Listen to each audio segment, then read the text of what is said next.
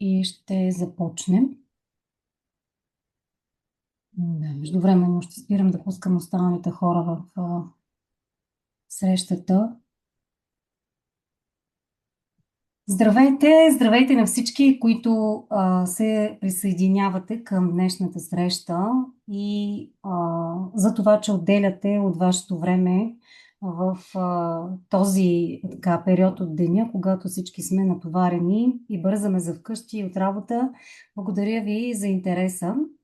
Днешната тема е как да избираме хранителни добавки, за какво да внимаваме при избора на добавки, така че да постигаме очаквания ефект, без да губим пари, време и резултати. Вероятно, ако така ме следвате, знаете, че аз напоследък доста често говоря за хранителните добавки. И не случайно това е една тема, която е много актуална според мен, тъй като напоследък на пазара започват да излизат страшно много добавки, различни форми и е нормално ние като потребители да си задаваме въпроса как да избираме, към какво да се насочваме, така че да се чувстваме спокойни, уверени, че не си губим парите, постигаме резултатите, които искаме и в същото време тези добавки са ефективни по отношение на нашето здраве и на целите, които искаме да постигаме. За мен тази тема е много, много актуална. Докато пускам ви разказвам какво смятам по въпроса. Просто защото както се храним и всички вие, които сте тук, са хора, които са проактивни по отношение на своето здраве, които са здравно ориентирани, интересуват се и така както избираме храната си и влизаме в магазините и четем етикетите, е редно и да избираме хранителните добавки. Тоест, добре е да знаем как да четем етикета, да обръщаме внимание, а не да се доверяваме сляпо, не просто да влизаме в аптеката и първото нещо, което ни е препоръчано, да го взимаме и да знаем, че то е добро за нас, само защото вече се предлага в аптеката и това да ни носи успокоение. Защото днес ще говорим много за факторите, които влияят относно ефективността и рисковете при добавките. И вие ще видите, че ако наистина не сме ориентирани, т.е. отговорността остава малко или много в наши ръце, както за съжаление и при храните, просто рискуваме да попаднем на продукти, които не само, че ще си хвърлим парите, не само, че ще си загубим времето и няма да постигнем резултата, може и дори да ни навредят. Само секунда да пусна още хора и започваме с днешната тема. Добре дошли на всички още веднъж. Виждам, че още хора се присъединяват. Защо темата за добавките е интересна и това, което аз установих, когато разглеждах въпросника, който се попълва при регистрацията и ми направи впечатление, че хората искат яснота, искат персонализация, имат практични въпроси, искат информация за техните конкретни нужди, колебаят се как да избират, объркани са от противоречивите научни твърдения, търсят ефективност и качество и в същото време са уморени от реклами. Знаете, навсякъде са рекламите за добавките, те са от телевизионните екрани, от инфлуенсърите, социалните мрежи, навсякъде бълват добавки. Така че е нормално ние всички като потребители да се чувстваме наистина объркани. Сред вас има и много хора, които работят професионално с добавки, т.е. в практиката си използват хранителни добавки.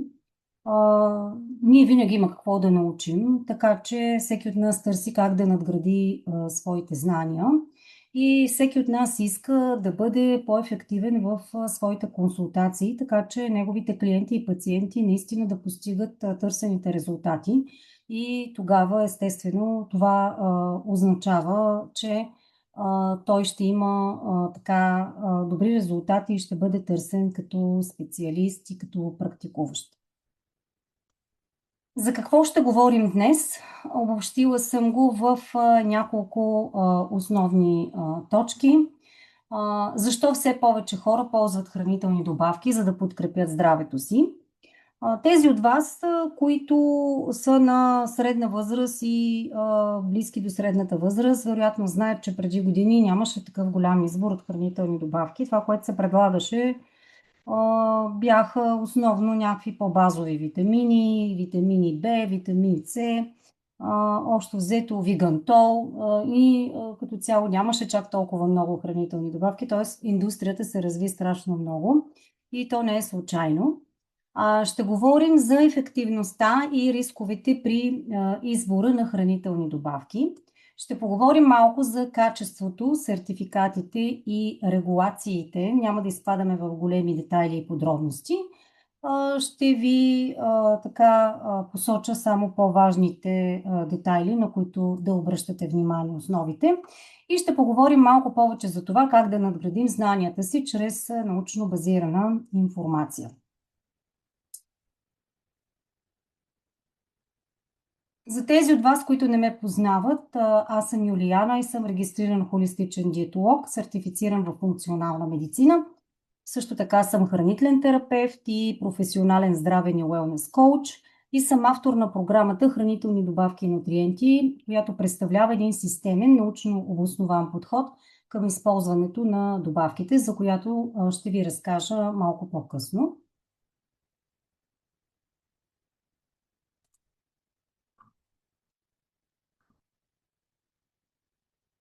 Не знам дали можете да следвате екрана, но това, което виждате на екрана, е статистика, която съм взела от Grand View Research Report.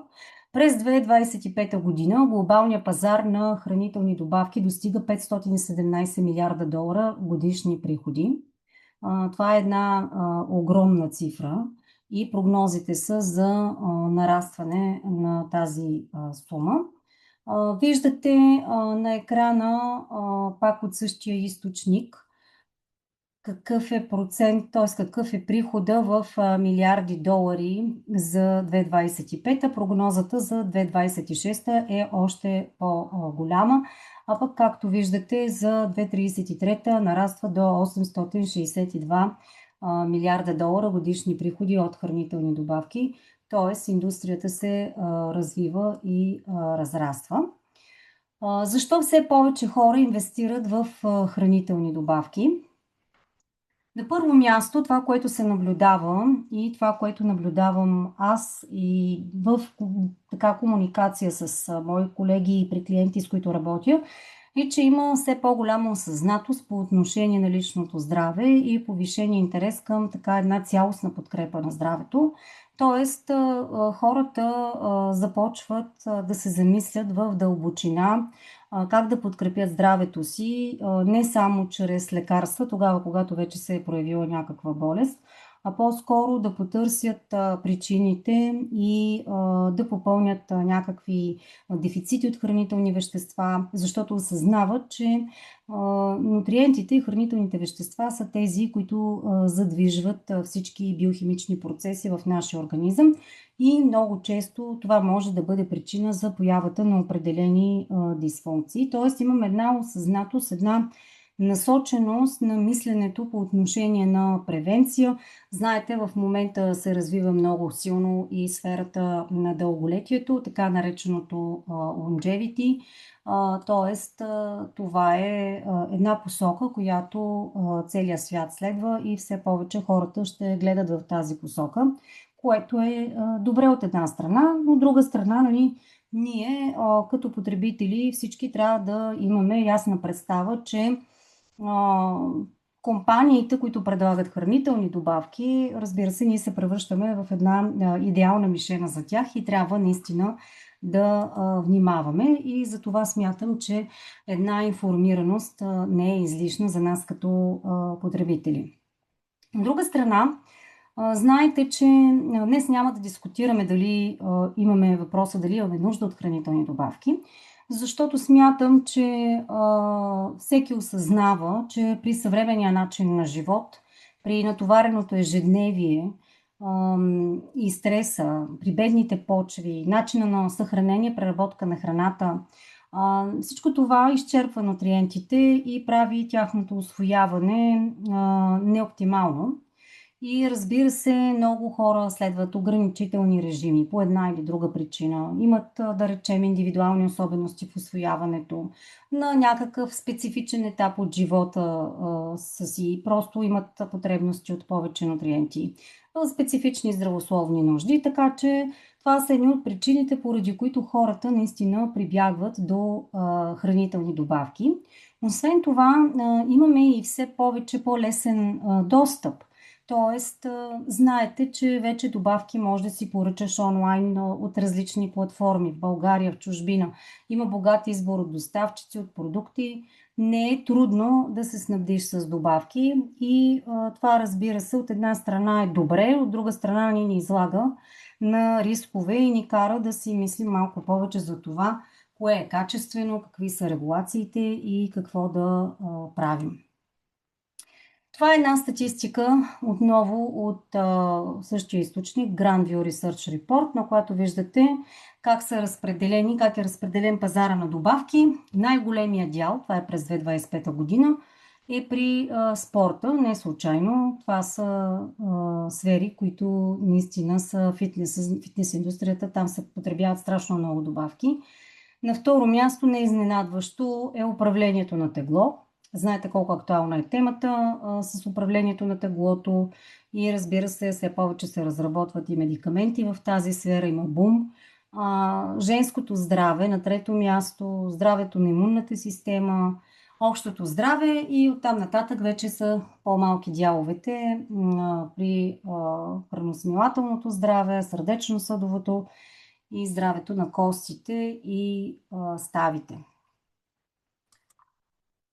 Това беше само малко като така статистика за глобалния пазар, да влезем в темата. Всяка седмица на пазара се пускат нови и нови добавки. Регулирани ли са те? Как да избираме и за какво да внимаваме?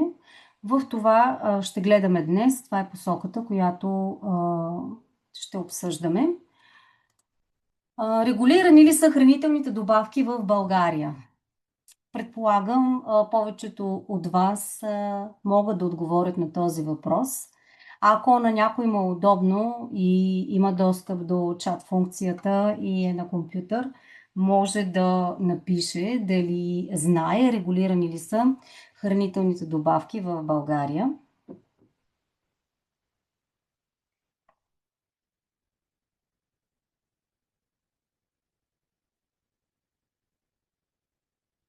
Аз ще продължа, като ви кажа, че законодателството се прилага за производството, вноса, продажбата, опаковането, етикетирането, представянето, здравните и хранителните претенции, безопасността, рисковете и рекламата. Само ще погледна какво отговарят. Принципно да, принципно да. Регулирани са хранителните добавки. Има регулация, въпреки че много често се твърди, че са нерегулирани, че се предлагат безразборно. Има регулации, разбира се, не са толкова стриктни, както са при лекарствата. Има някои регламенти, които са чисто европейски, от Европейския съюз, които задължават производителите да предоставят точна, ясна, недвусмислена информация върху етикетите, включително списъка на съставките, съдържанието на активните вещества, нетното количество, инструкциите за употреба, срока на годност и така нататък. Има и директива, която определя кои вещества могат да се използват и в какви количества. Позволени са само витамини, минерали и други вещества, които са изрично посочени в списъци към директивата. И има също така и регламент, който установява рамката за официалните проверки и контрол от компетентните органи, както има и регулация за хранителните и здравните претенции върху етикетите. Това пак се урежда от друг регламент. В България хранителните добавки се регулират от Българската агенция по безопасност на храните. Той е националният орган, националният контролен орган и той е натоварен с задачата да извършва официален контрол на хранителните добавки. Прави лабораторни анализи за съответствие с декларираните количества, трябва да проверява етикети и рекламни материали за заблуждаваща и нерегламентирана информация и когато има някакви несъответствия, това е и органа, който може да наложи забрана за продажба, глоби, изтегляне от пазара или други административни мерки. И когато има несъответствия, може също така да публикува информация за опасен продукт в една система, която е бърза система за уведомяване на опасни храни в Европейския съюз. Това е системата РАСФ. По-голямата част от добавките се регулират от законодателството за храните, но има и една част от добавките, които се регулират, трябва да отговарят на законодателството за лекарствата, особено ако имат медицински ефект, например по-висока фармакологична доза, или ако имат медицинско твърдение, например да казват, че лекуват, тогава те попадат в категорията лекарства и съответно трябва да минат по пътя, по който минават лекарствата. Сега, когато говорим за регулациите, няма как да не обърнем внимание и на сертификатите. Не всички добавки са създадени еднакво. Произходът на съставките, земеделските практики, методите на екстракция, условията на производство, тестовете за стабилност и проверката, всичко това влияе върху това дали една добавка ще изпълни своите обещания. Два продукта с сходни етикети могат да се различават съществено по своята чистота, сила и ефективност в човешкия организъм. Така че тук стандартите за качество и сертификациите могат наистина да ни дадат много полезни насоки. И аз съм ви подготвила тук няколко сертификации, за които искам да ви обясня, за какво можете да внимавате поне и да гледате, да следите поне като основа, като базови сертификати. Предполагам сте срещали GMP сертификата за добри производствени практики. Тук потребителя получава минимално ниво на безопасност. Тук не говорим за ефективност, а говорим за минимално ниво на безопасност. Тоест, хранителните добавки, имаме гаранция, че хранителните добавки не са фалшифицирани или погрешно етикетирани и изисква се съставките да бъдат ясно разпознаваеми, измерими на етикетите и да отговарят на законовите спецификации. След това имаме още един сертификат за текущи производствени практики, актуални добри производствени практики. Виждате, това е втория, жълтия, тъмножълтия CGMP. Той поставя по-високи изисквания към тестовете за качество и безопасност. Подчертава термина current, текущ, подчертава, че компаниите трябва да използват най-новите технологии, оборудвани и стандарти, които съвременната наука и индустрия позволяват, а не просто да се придържат към някакви устарели базови практики. Т.е. тук имаме едно по-високо ниво на контрол и проследимост.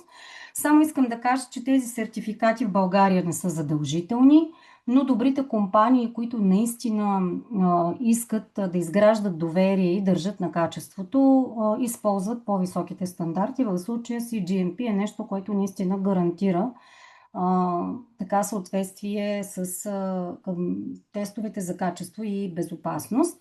Виждате и с зеления сертификат, това е сертификат, който гарантира, че по време на производството не са използвани пестициди, фунгициди или хербициди. Сертифицираните органични стандарти се отнасят до начина, по който съставките се отглеждат и обработват по отношение на всички тези пестициди, фунгициди и хербициди и въздействието върху околната среда. НСФ е също една независима програма за тестване от трети страни. Тук в случая е за спортни продукти, допълнително тества за забранени субстанции, подходяща е за атлети и за професионални спортни организации. И в дясно с зеленото листенце виждате официалното биолого на Европейския съюз, което показва, че продуктът е произведен съгласно регламентите на Европейския съюз за биологично производство и е контролиран, сертифициран от одобрен контролен орган. Сега всички тези сертификации обаче не ни гарантират ефективност за всеки един човек на съответните добавки и могат обаче да дадат така една представа за ангажираността на компанията по отношение на практиките в производството и качеството, но в никакъв случай не могат да ни гарантират ефективност. И ние ще поговорим за това от тук нататък, нали, кое всъщност може, нали, да ни даде посока как да избираме по отношение на ефективността. Само да присъединя още хора, извинявам се.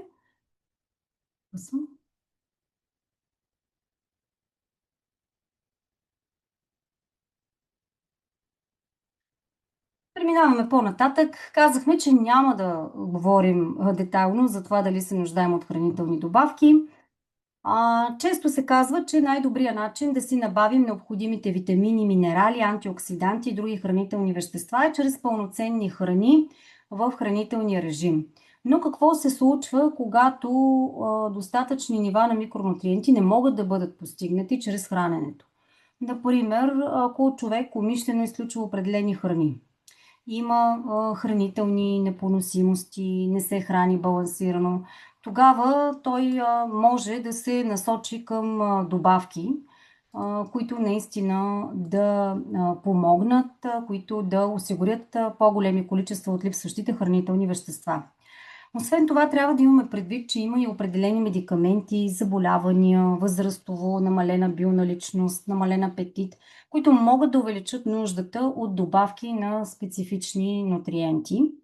Човек може да избере да приема добавки, за да увеличи и приема на определени хранителни вещества, тъй като при храната не винаги е ясно каква е хранителната стойност.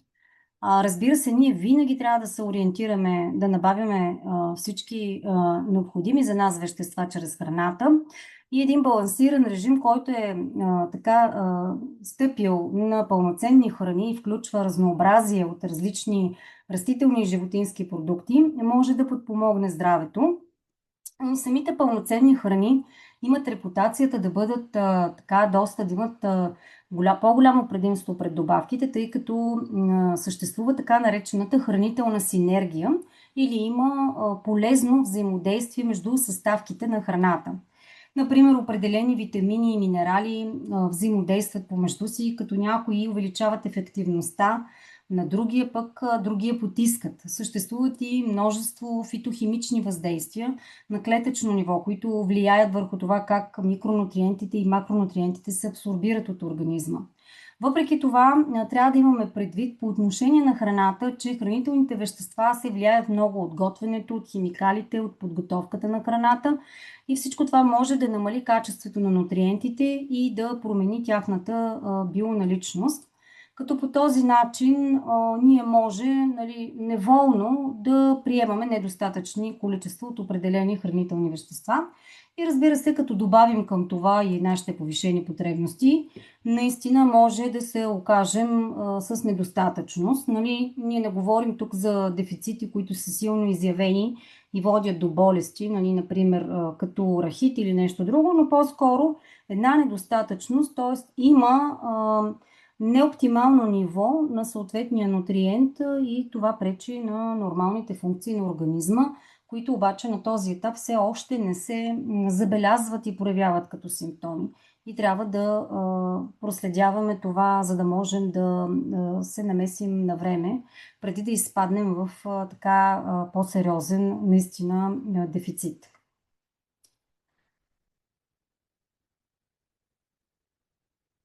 Сега, ефективни ли са хранителните добавки? Това е много така интересен въпрос и има мнение в двете посоки. Ни казват, нали, единия лагер казва, те хранителните добавки за нищо не помагат, нали, безмислица са, нали, няма никакви доказателства за тях. Аз ще ви кажа, че съществува голямо количество изследвания, които оценяват ефективността на различни нутриенти, включително добре проектирани клинични проучвания при хора. Проблема с хранителните добавки идва от това, че има множество форми на хранителните добавки. Тоест, те са под най-различни форми.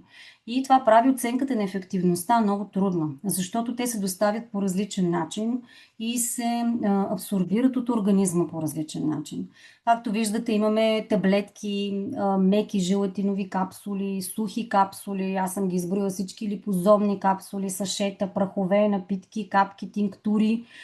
Добавки има сдъвчащи таблетки, в желирани мечета, в здравословни барчета, в тези ефервесцентните таблетки, в близалки, спрейове, включително и към филтърни турбички за чай се добавят нутриенти и добавки.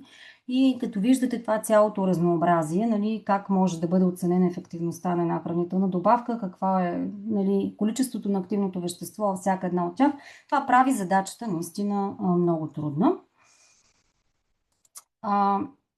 И отиваме отново към въпроса как да избираме хранителни добавки, така че да не си хвърляме парите на вятъра, без да имаме резултати и да поемаме излишни рискове за здравето. Ефективността на хранителните добавки зависи от множество фактори, както и рисковете при избора на хранителни добавки. Аз съм се опитала сега тук да го представя схематично, за да добиете представа какво определя ефективността и риска от една хранителна добавка. Това са едни 9 ключови фактора, за които това са основните ключови фактори, за които трябва да внимаваме при избора на добавки. Говорихме за качеството, говорихме за сертификациите, за регулациите, кой е органа, който регулира, но нека сега да видим как можем ние и за какво да внимаваме, когато избираме една хранителна добавка, всичко това, което е в нашия контрол. На първо място е формулата. Ние ще говорим за всеки един от тези елементи по-мъничко. Транспорта и съхранението също имат значение. Дозата на активните съставки, абсорбтивния потенциал, бионаличността, времето на прием през деня, комбинациите между отделните нутриенти, приема дали е самостоятелен, дали е с храна, а също така и безопасността и токсичността, която, нали, не е на последно място. Нека погледнем как стои въпроса с формулата. Формата и формулата, различни неща, на всяка една добавка влияят върху това как тя се държи в храносмилателния тракт. Таблетките, например, трябва да се разпаднат. Капсулите трябва да се разтворят.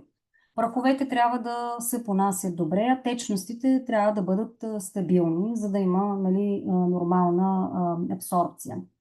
Дала съм един пример за витамин Е.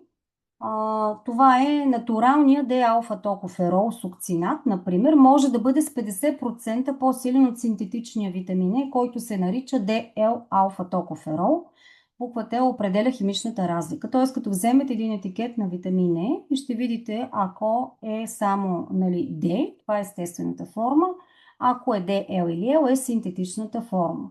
И съответно естествения е 50% по-силен. Т.е. източника на съставките, естествен срещу синтетичен, може да повлияе съществено на потентността на една хранителна добавка. Още един пример ще ви дам. Активните вещества могат да бъдат с различна молекулярна структура. Например, магнезия. Магнезиев глюконат, бисглицинат и цитрат са сред най-добре усвоимите форми, а магнезиев оксид, карбонат и сулфат са сред най-слабо усвоимите форми. Като глюконат, бисглицинат и цитрат, те нали, са свързани с най-низки гастроинтестинални странични ефекти, тъй като са органични форми, свързани с органични киселини или аминокиселини, които обикновено подпомагат тяхната абсорбция и бионаличност, докато, както казахме, оксида, карбоната и сулфата са сред най-слабо усвоимите форми. Те са неорганични, са свързани с неорганични съединения. Сега е момента да поговорим за натуралните и синтетичните нутриенти, нещо, което предполагам ще ви бъде доста интересно. Това е един естествен въпрос, който възниква, ако се налага да препоръчваме добавки, кои добавки наистина са естествени. На пръв поглед това може да изглежда така много лесно, като нали, лесен въпрос, на който да отговорим.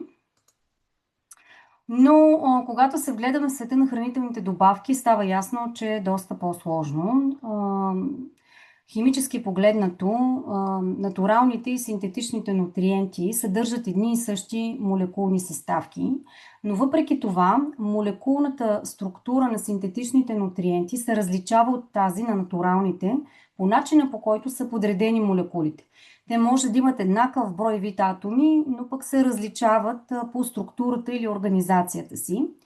Производителите, които използват синтетични нутриенти, считат тази разлика за незначителна, но човешкото тяло прави разлика между натурални и синтетични нутриенти. Както казахме вече, нали, при витамин Е, естествено излечения витамин Е се усвоява доста по-добре от неговия синтетичен аналог. Когато витамините са произведени химически в лаборатория, не са извличани от храни, те се наричат синтетични. Количествата на тези витамини могат да варират от ниски до много високи. Продуктите с синтетични витамини по-вероятно съдържат и свързващи вещества, пълнители. Това са така наречените помощни вещества, ексципиенти, които нямат активно действие. Но това може да причини алергични реакции или стомашно-чревни проблеми. Освен това, нутриентите с натурален произход обикновено съдържат кофактори, ензими, различни фитонутриенти, които осигуряват синергичен ефект и подпомагат усвояването и ефективността. А когато пък витамините са извлечени изключително от хранителни източници и съдържат специфичната комбинация от нутриенти, каквато е открита в природата, каквато се среща в природата, те се считат за естествени. И често, както казахме, тази комбинация включва и други ензими, катализатори, минерали, които пък подпомагат използването на витамините от организма. Сега това са, например, мая, черен дроб, царевица, соя, шипка и люцерна. Са едни от най-често срещаните източници, от които се извличат витамини и минерали.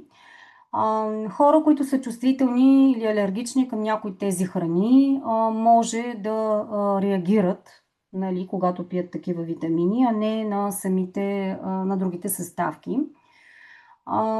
Количествата на отделни нутриенти в напълно естествените витамини обикновено не са много високи и затова много често те се комбинират с синтетични витамини. Другото, което е интересно, е, че по отношение на етикетирането на хранителните вещества няма законова дефиниция на термина естествен и продуктите, които носят този етикет, могат да не отговарят на описаните критерии. И като си има предвид ползите от консумацията на пълноценни храни и потенциалните рискове от добавките, интуитивно изглежда, че добавките, направени от храни, биха имали по-големи ползи от синтетичните.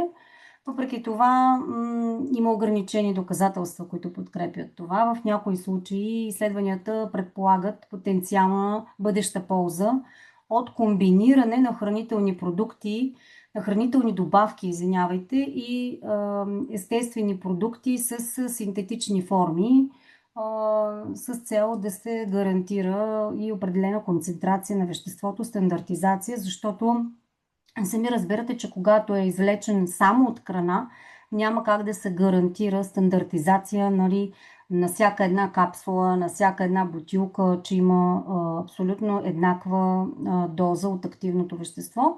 И затова много често производителите комбинират синтетични с натурални, т.е. имаме някакъв екстракт от храна и той се комбинира с синтетичен витамин. Има добавки базирани на нутриенти, добавки, които са извлечени от нутриенти, добавки, които се получават чрез хранителна матрица. Ние всичко това разглеждаме в курса хранителни добавки и нутриенти и как можем да ги разграничим и кои са, нали, потенциалните ползи от тях. Това, което искам да ви кажа е, че ако наистина тези, които са натуралните, имат по-голяма полза за организма, но това, че един продукт е синтетичен, не е непременно толкова лошо, защото там пък наблюдаваме, както казахме, една стандартизация на отделните капсули или таблетки и може да си представите, че ако ние имаме някаква конкретна цел, примерно да запълваме някакви сериозни дефицити, тогава това би бил много силен инструмент и би ни дал възможност да знаем, нали, да контролираме процеса, да знаем какво количество приемаме.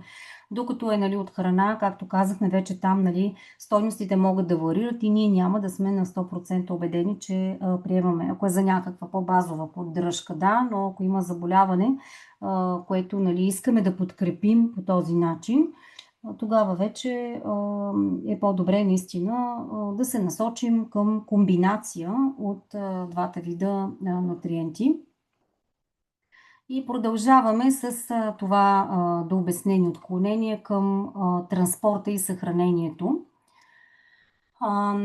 Нутриентите са чувствителни към средата. Светлина, топлина, кислород, влага могат да разградят витамини, мазнини и растителни съединения с течение на времето. Изборът на опаковка, като непрозрачни контейнери, блистерни опаковки или защитни запечатвания, може да повлияе върху това доколко добавката запазва своята цялост през срока на годност. Например, аз съм ви дала пример, светлината и топлината могат да разграждат омега-3 и масно разтворимите витамини D, E, K и E. Така че добре е те да се съхраняват в меките желатинови капсули, маслените формули, също и течните форми в хладилник. Нека преминем към още един фактор, който влияе върху ефективността. Това е дозата на активните съставки или това е дозата и физиологичния диапазон.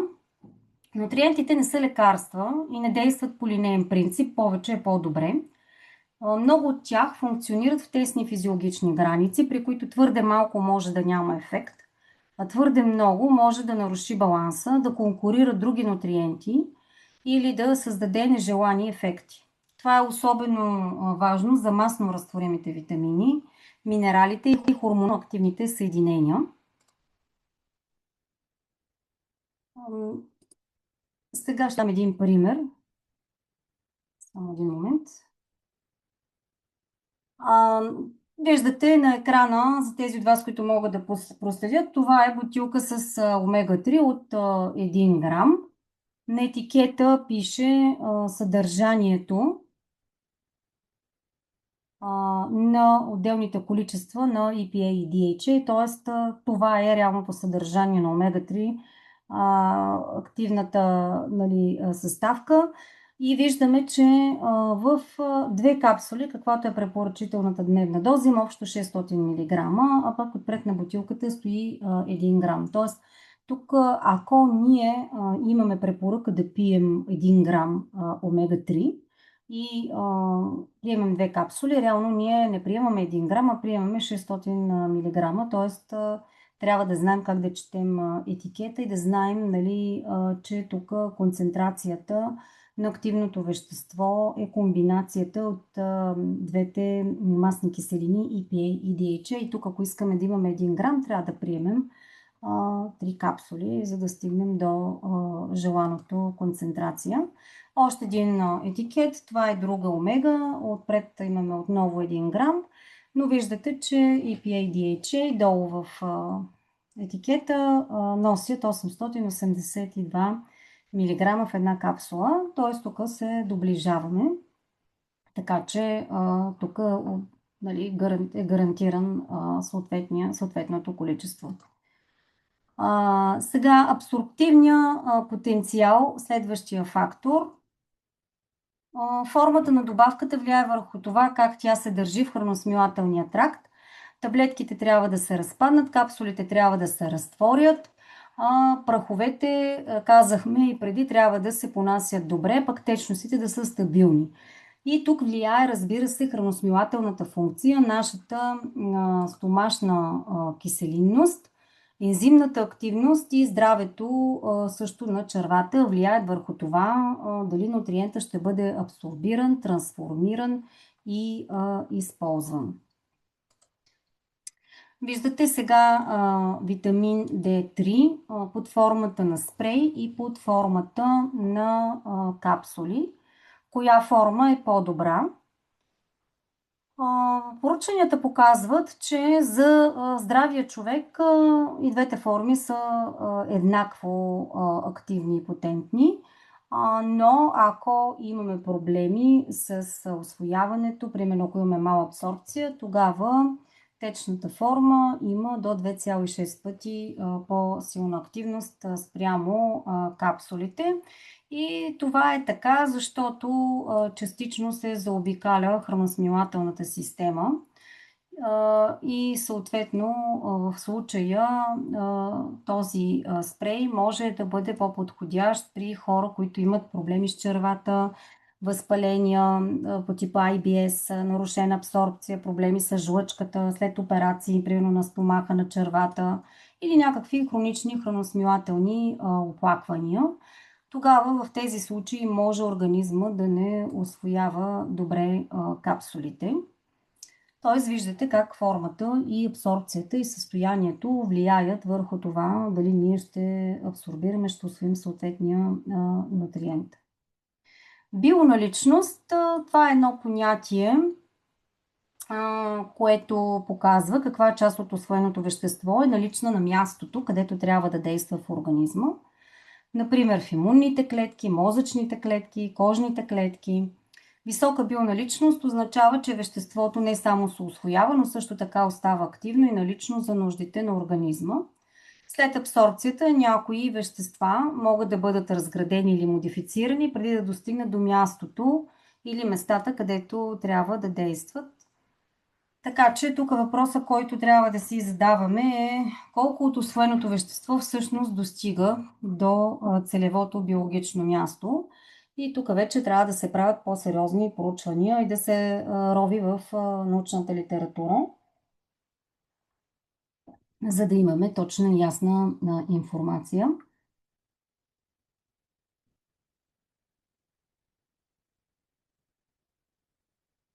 Комбинациите са важни. Сега ще поговорим за комбинациите. Комбинацията, витамините и минералите взаимодействат помежду си на химично и биофизиологично ниво в организма, като всеки има важна роля за нормалното функциониране. Взаимодействия витамин-минерал, витамин-витамин и минерал-минерал много често се наблюдават при добавки с единичен нутриент. Макар че микронутриентите са ключови за оптимален хранителен статус, добавките не трябва да водят до токсично натрупване в организма. Много често синергията се пренебрегва. Нутриентите не действат самостоятелно, изолирано. Те разчитат на кофактори, на ензими, на допълващи съединения, за да бъдат биологично активни.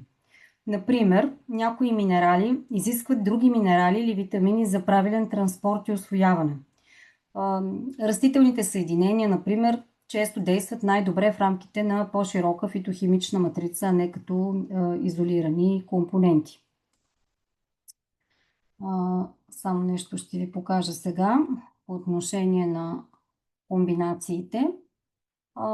Комбинациите от микронутриенти могат да имат синергичен ефект и да доведат до повишени здравни ползи.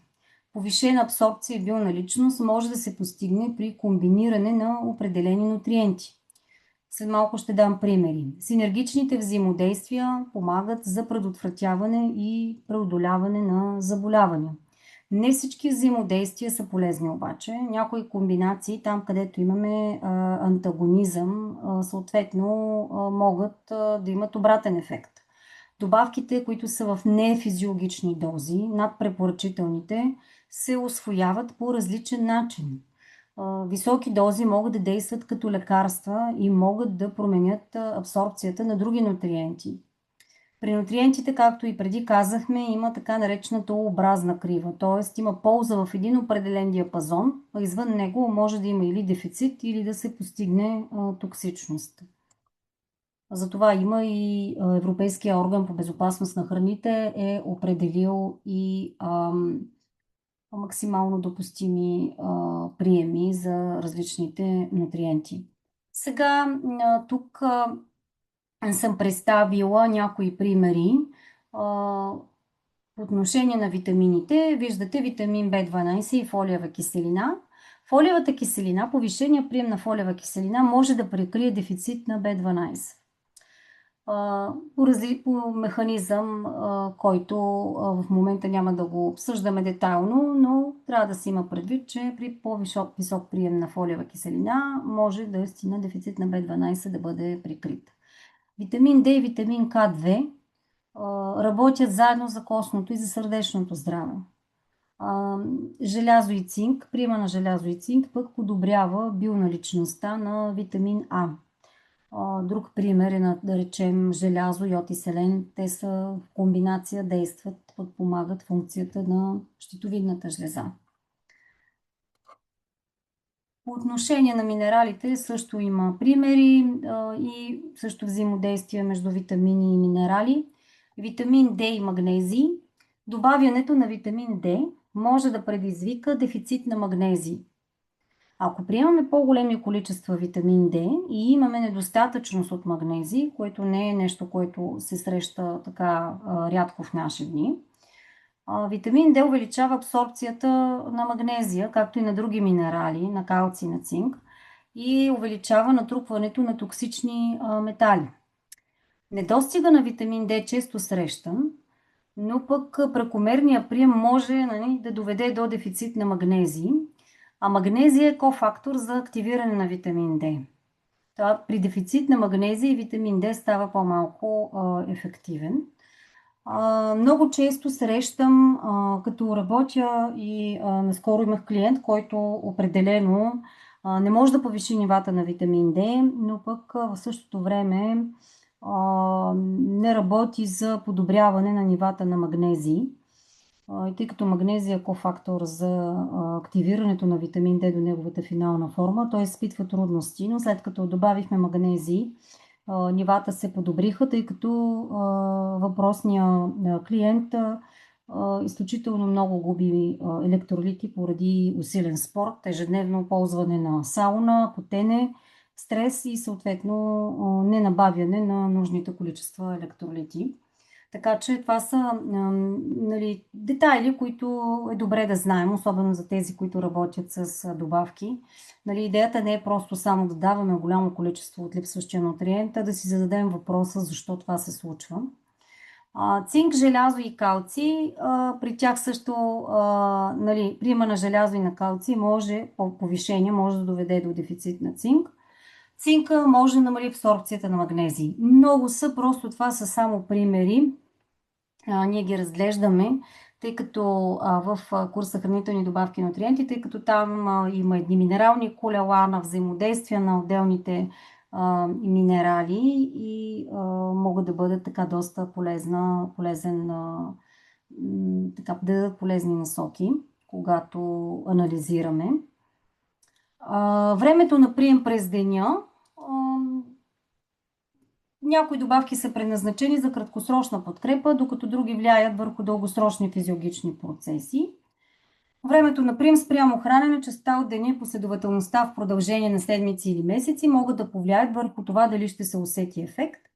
Незабавните резултати не винаги са реалистично очакване. Например, пробиотичните напитки е най-добре да се приемат сутрин. Това е един пример ви давам, на гладно при по-ниско pH в стомаха, тъй като има по-висока преживяемост и колонизация. В идеалния случай пробиотичните напитки не трябва да се нагряват и не бива да надвишават температура от 40 градуса, тъй като това унищожава полезните микроорганизми, които са чувствителни към топлина. Сега другия фактор, който влияе върху ефективността, е дали ги приемаме самостоятелно или с храна. Също така зависи вида на консумираната храна. Например, минералните добавки обикновено е най-добре да се приемат с храна, за да може да се намали риска от стомашно-чревен дискомфорт и съответно да се подпомогне тяхната ефективност, докато някои протеинови, примерно аминокиселинни добавки, често се приемат най-добре самостоятелно. И един пример с желязото. Предполагам, доста от вас са запознати как е по-добре да се приема. Виждате, храни, които са богати на витамин С, те подпомагат усвояването на желязото. Съответно, нали, цитруси, киви, ягоди, червени чушки, броколи. А пък има храни, които пречат на усвояването на желязото. Това са тези, които са богати на калци, тези, които съдържат танини, като чая, като кафето и пълнозърнестите храни, бобовите култури, ядките и семената, тъй като те съдържат фитинова киселина и тя инхибира усвояването на желязото. Това са нали, детайли, които също е добре да знаем, когато приемаме определени нутриенти и влияе върху тяхната ефективност. Т.е. това дали ще постигаме ефект от една хранителна добавка, зависи от това нали, в какъв контекст я приемам, с какви храни или самостоятелно. И преминаваме към последния фактор, за който говорихме. Това е безопасност и токсичност. Колко безопасен и рисков е съответния продукт? Има ли странични ефекти? Какви са горните допустими нива?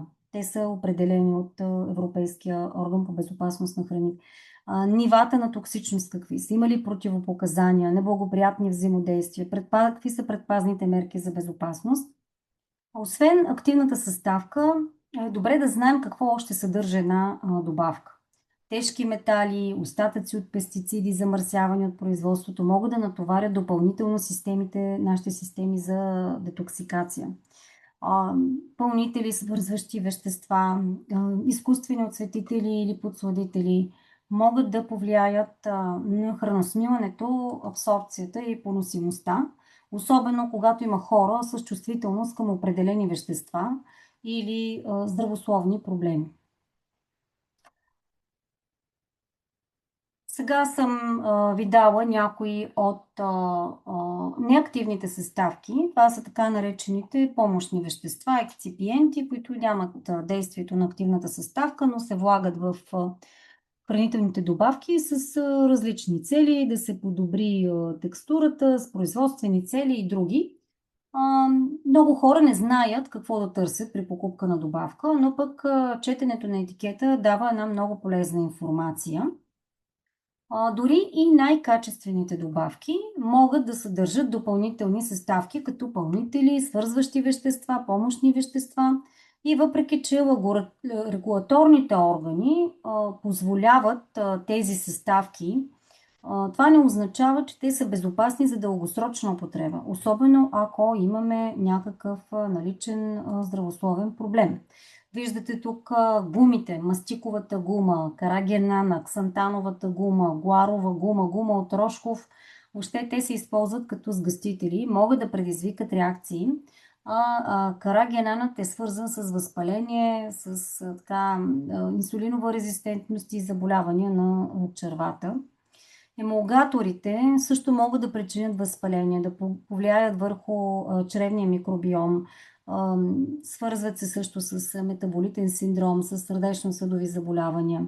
Възможно е да има парабени, фталати и пластификатори, които пък се явяват като ендокринни дисраптори и могат така да се свързват и с онкологични заболявания, репродуктивни проблеми, с затлъстяване и други състояния. Малтодекстрин, той пък може да увреди чревната бариера при редовна употреба, т.е. нещо, за което да внимаваме върху етикетите. Глутена също присъства в добавките и може да бъде проблем за хора, които имат чувствителност. Не само тези, които имат глутенова ентеропатия, но и при тези, които просто реагират са чувствителни към глутена. Добавени захари, свързани с диабет, сърдечни заболявания, затлъстяване, когнитивни проблеми. За това също трябва да внимаваме. Много често се влагат в течните форми на хранителните добавки, понякога и в разни смучещи таблетки, желирани и други подобни. Това са само едни от примерите. Ние в курса хранителни добавки и нутриенти с останалите участници разглеждаме, аз съм предоставила доста по-подробен списък за всички ексципиенти, за които трябва да внимаваме и да четем внимателно етикетите. Сега безопасност и токсичност. Нещо, което е важно, което искам да кажа, е, че прекомерния хранителен прием на витамини и минерали може да доведе до неблагоприятни здравни ефекти. И затова е необходимо да спазваме максималните количества, които са определени за тях, т.е. да не се превишават, нали, без да се консултираме с специалист. Билковите и хранителните добавки могат да представляват риск за здравето, включително да имат вредни взаимодействия с лекарства и други билки. Съобщенията за чернодробна токсичност, която е свързана с добавки, се увеличава през последните години. Като в САЩ между 2013 и 2014 20% от случаите на лекарствено индуцирано увреждане на черния дроб са свързани с хранителни добавки. А в Сингапур и Южна Корея този процент се оценява на 70 и повече. Така че винаги проверявайте и се информирайте за безопасните граници на прием, противопоказанията, лекарствени взаимодействия, вредни комбинации, също нежелани реакции, неподходящо време за прием по отношение на добавки, които купувате и приемате.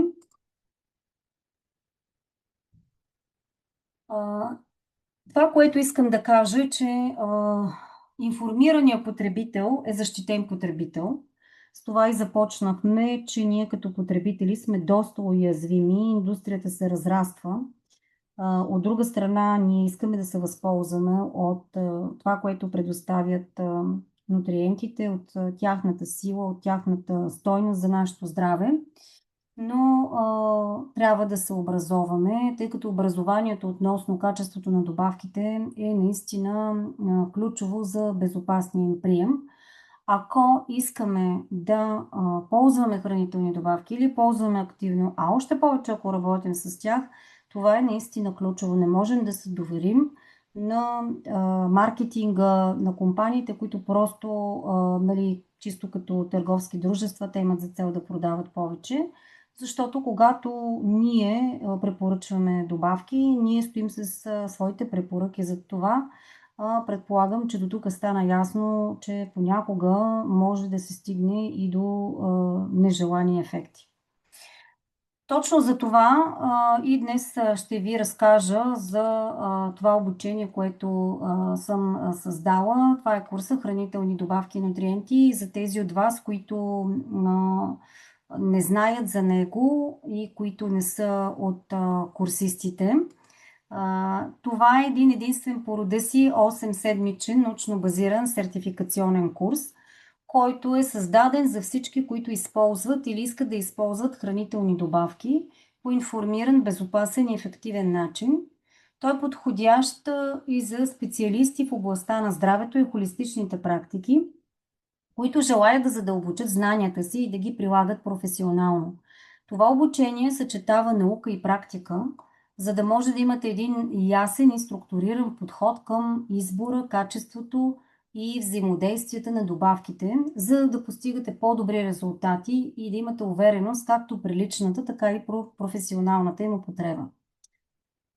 Информацията в курса е базирана на съвременната наука, принципите на функционалната медицина, където винаги въпрос е защо, търсим първопричината, мой личен опит, както и на знанията, които съм обменила с колеги лекари, нутриционисти, терапевти от различни школи, с които сме обсъждали през последните 10 години стотици реални случаи. Така че това, което можете да получите от този курс е не просто информация, а синтез от опита на множество професионалисти, който е поднесен достъпно и структурирано. И най-важното нещо, моята цел с този курс не е да ви кажа кои добавки са най-добри, за да ви помогна да мислите критично информираност, разбиране и да знаете какво стои зад всяка формула. Целта ми е да помагам на хората да вземат информирани решения за здравето си, като се информират, осъзнати са и стъпват на научно базирана информация. Това, което включва курса, съвсем накратко ще ви кажа, за да знаете за какво става въпрос. Са 8 модула в 8 седмици, 35 учебни часа. Всички модули са с видеа, с придружаващи документи, PDF ръководства, таблици. Видеята са на запис, можете да ги гледате по всяко време.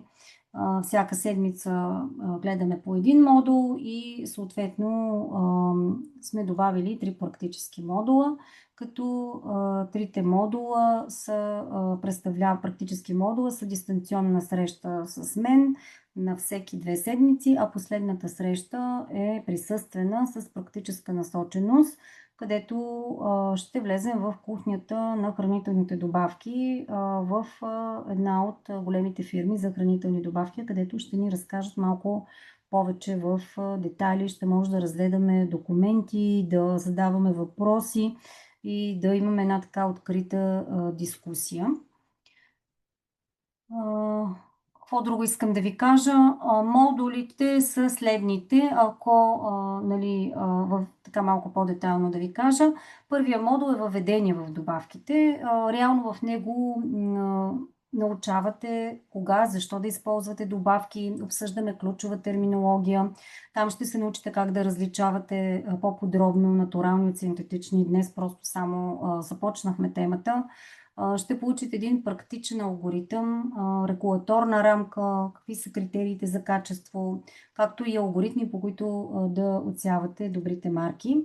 В модул 2 ще се научите да разчитате етикетите на хранителните добавки като професионалист. Ще разберете кои твърдения са законно одобрени, кои съставки и ексципиенти да избягвате, как да разпознавате качествени формули. Ще откриете също и кои форми на добавки осигуряват най-добра усвояемост и безопасност, за да правите така информиран и ефективен избор за себе си и за клиентите си. Ние днес споменахме за някои от тях, казахме за магнезия, казахме за витамин Е, но това е само една мъничка част. Няма как да засегнем всичко в рамките на един час, който имаме. Модул 3 разглеждаме витамините и модул 4 са минералите. Разглеждаме всички видове, класификации, източници, функции, употреба, дефицити и токсичност, препоръчителен дневен прием, как да различаваме активни от неактивни форми, биологичната активност, при минералите различните взаимодействия, като разглеждаме също така и токсичните минерали и тежките метали. Модул 5 и модул 6. Модул 5 дава рамка за масните киселини и аминокиселините, защо са важни, кои са хранителните източници. Тук ще говорим за това как да разчитаме етикетите, как да правим избор, примерно на омега-3, кои сертификации да гледаме, критериите за свежест, за окисление, също пак базовите дози за поддръжка, взаимодействие, безопасност. В модул 6 разглеждаме ботаническите добавки, целите билки срещу стандартизираните екстракти, качеството, основните терапевтични групи, жлезисти добавки, хормоните в добавъчна форма, като витамин D, мелатонин, DHEA, прегненолон, прогестерон, фистоестрогени, пробиотици. Ще има и специален акцент върху имуномодулаторите, така че участниците, които се включат, ще могат уверено да оценяват продукти, да подбират форма, щам, доза и да прилагат едни безопасни, целенасочени стратегии в своята практика и за себе си. И последните 2 модула имаме и суплементи за спорт. Както видяхте, те заемат водещ дял при продажбите в световен мащаб, не случайно. Тяхната ефективност и безопасност много са важни, особено за хората, които работят с пациенти и клиенти, които ходят в фитнес залите. Там се продават много такива добавки. Преминаваме през анаболни стероиди, човешки хормон на растежа, кофеин, креатин, монохидрат, бета-аланин, фет бърнери, доста внимание отделяме на протеините на прах. А модул 8 е свързан с специфичните нутриенти. Там разглеждаме ензими, имуноглобулини, канабидиол, биофилм разрушители и ще ви дам също така и практически насоки при работа с хранителни добавки, като разглеждаме и ключовите взаимодействия между нутриентите и също така между нутриентите и медикаментите, т.е. една стъпка. Те са много, но просто да имате механизъм и начин да проверявате тези взаимодействия. Ако това не е достатъчно, в практическите модули това, което ще засегнем, имаме още как да разчитаме формулите, как да се ориентираме в етикетите, в съставките, как да избираме добавките. Ще имаме открита дискусия за това. В втория практически модул ще работим върху така изграждането на суплементационен профил, в какво да се насочим, как да изградим персонализиран подход, нещо, което е важно и ценно за всеки. Практически модул номер 3, добавките в реалния живот. Ще обсъждаме различни стратегии спрямо интересите на участниците при стрес, при умора, при хормонален дисбаланс, при храносмилателни проблеми. И разбира се, ще се учим как да изграждаме функционално мислене, т.е. дали просто трябва при определен симптом да се втурваме към добавка или да помислим кое е причинило това и какво можем да направим, за да върнем тялото в баланс. И както ви казах, практическия модул, това е присъствен модул, където ще присъстваме всички заедно на уговорена, удобна за всички дата в една от така най-големите фирми за хранителни добавки, която е от дълго време на пазара. И ще можем да задаваме своите въпроси, да видим процесите за подбора на продукта, контрола на качеството, документацията и някои други аспекти, като как се изгражда доверие, качество, стандарт. Всичко това смятам, че ще бъде много полезно.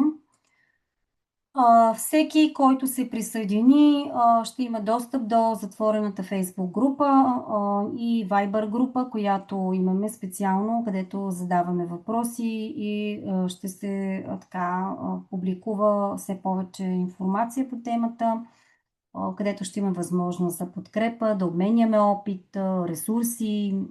Както казах, ние всички, които работим в тази сфера, постоянно се учим и аз много ценя дискусиите и така отворените разговори, в които можем да обсъждаме. Всеки, който иска, може да получи сертификат за завършването на курса. Подготвила съм кратък онлайн изпит. Не е нещо, което трябва да ви стряска, но все пак той е върху това, което изучаваме и той не е задължителен. Всеки, който иска, може да положи този изпит и да получи сертификат от Медицински център Качествен живот, с който реализираме тази програма. Все пак това добавя стойност към вашето CV, ако работите в тази сфера и ви отличава с информираност и компетентност. Ето и малко от участниците от предния кръг на курса Хранителни добавки и нутриенти. Ще ви прочета само някои от отзивите. Тук първо място Катя Казанджиева, която е здравен съветник. Курса Хранителни добавки и нутриенти ми допадна сумно подбраните теми и последователността им, както и с прецизността в поднасянето на информацията. Юлиана е професионалист с изключителна компетентност. Придобих познания по теми, в които не бях навлизала, особено в областта на сертификатите и съдържанието на различните продукти. Чудесно е, че може да се гледат уроците на запис в удобно време. Множеството помощни материали са допълнително удобство за курсистите. Препоръчвам курса на хора, които искат да се грижат за здравето си целенасочено, както и на специалисти, които работят с хора като фитнес инструктори, здравни консултанти, нутриционисти.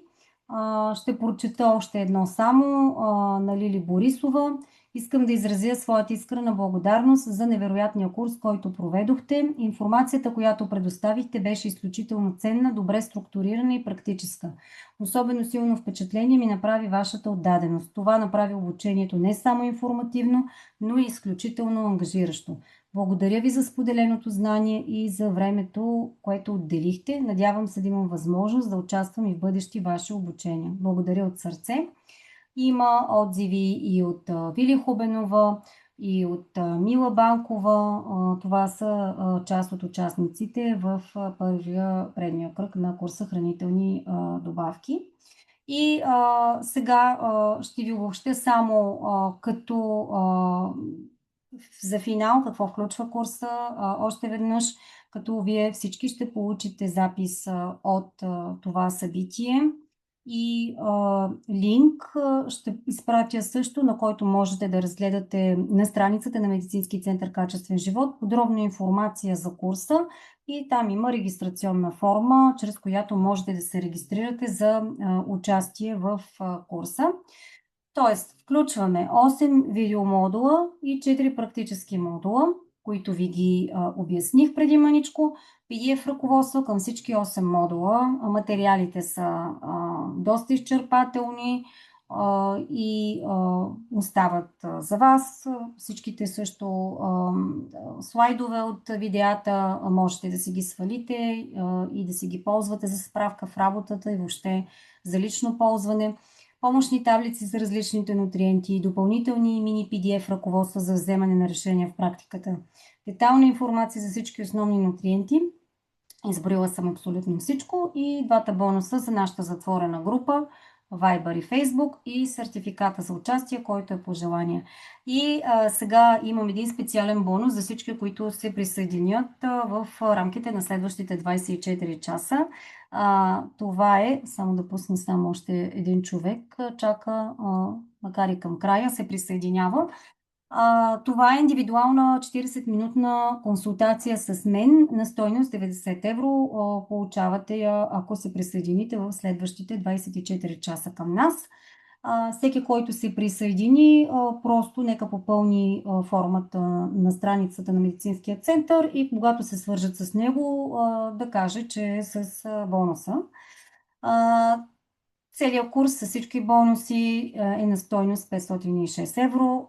Както казах, всеки, който иска, може да попълни формата. И сега ще ви изпратя линка към подаръка, който обещах на всички, които са днес тук. Само един момент. Междувременно